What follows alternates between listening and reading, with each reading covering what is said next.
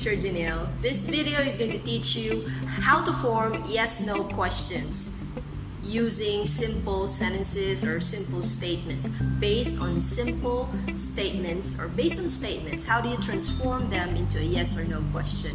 So what is a yes-no question? A yes-no question, that is a question that is answerable by yes or no. Simple as that. But the question here is, how do we form the verbs? Or what is the pattern when you form yes-no questions? So hang on tight, let's talk about it. I have classified the verbs into two. I call them, this is my own classification, don't get me wrong. So I have the solo verbs and the verbs in tandem. So solo verbs, these are verbs that do not have any helping verbs in the sentence. These are verbs in simple tenses like the present tense and the simple past tenses. So when this happens, you are going to use do, does, and did when you form the yes-no question. For example, she knows how to speak French. The first thing you're going to do is find the verb. So the verb here is knows. Knows is a simple present form of the verb. Knows also indicate that the subject in the sentence is singular. Therefore, we're going to use does. So if we're going to make that statement into a yes-no question, we're going to say, does she know how to speak French? Does she know how to speak French? So you're using does there as a helping verb to the verb knows. But you have to be careful. The verb knows should be in its base form. So that means you're going to remove the S in the verb because the indicator of the simple present tense is the word does. So does she know how to speak French? That's how you're going to transform that statement into a yes-no question. How about this one? She climbed the tallest tree. The verb is climbed. That is the simple past tense of the verb. Yes, you got it right, simple past tense. So we cannot use do or does anymore because do or does indicates the simple present tense. So do if the subject is plural, does if the subject is singular. This one, you're going to be using did, and regardless of whether the subject is singular or plural, would not matter because did indicates the past, the simple past tense. So if we're going to transform this into a yes-no question, you would say, did she climb the tallest tree? Did she climb the tallest tree? So did and climb. So you remove the ed in the verb climb because I said when you use do, does, and did, it should always be paired with the verb in the base form. So did climb, does know, do know. Okay, so that's for our solo verbs. How about for the verbs I call the verbs in tandem? So these are verbs found in progressive tenses, perfect tenses, and the future tenses of the verb.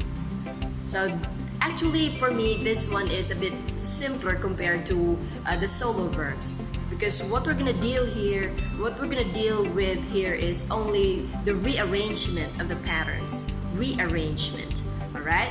So, for example, you say, let's have the present progressive tense. She is thinking about you. So our verb there is thinking. That's the present progressive, the present continuous is thinking about you.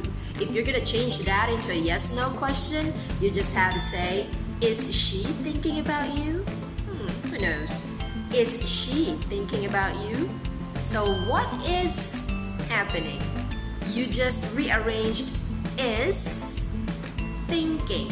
Then you inserted the subject she. Is she thinking about you? That's a yes-no question. See that? There is no need for you to think about the subject. Is it plural? Is it singular? Should I use do? Should I use does or did? There's no need to think about that. All you gotta do is rearrange. How about for the future tense?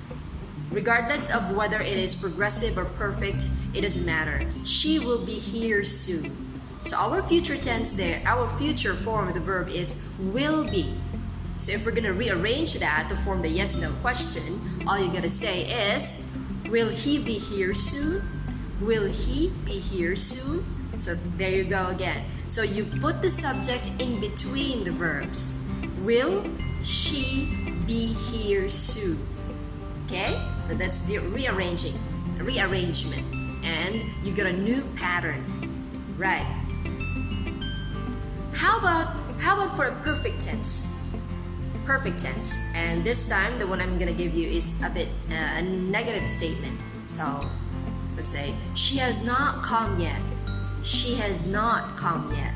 Our verb there is has not come. Has not come. That is the perfect tense.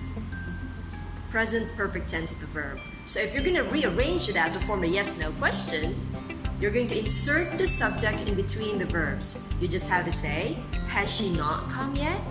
Has she not come yet? Okay. So how about if I want has and not contracted? How should my yes/no question look like? So you just have to say, hasn't she come yet? Hasn't she come yet? So still the same. You just inserted the subject in between the verbs, but has and not are contracted, so it goes hasn't in the first. Hasn't she come yet? Alright, wrap up. Once more, I have classified the verbs into two to form the yes/no questions. We have the solo verbs. The solo verbs would require do, does, and did when when sentences are transformed into a yes/no question. So do if the subject is plural, does if the subject is singular, did if the action is in the past tense. For the verbs in tandem, these are verbs that are in progressive tenses, perfect tenses, and the future tenses of the verbs. These are verbs that require an auxiliary or the helping verb plus the main verb. So when you encounter the verbs in tandem, all you're gonna do is rearrange. Mostly, you just put the subject in between the verbs. And don't forget the question mark at the end of the line. So I hope that the yes/no question now has been clarified. So but before we say goodbye, of course, I'm gonna have to leave you with a drill. Now, transform this statement into a yes/no question.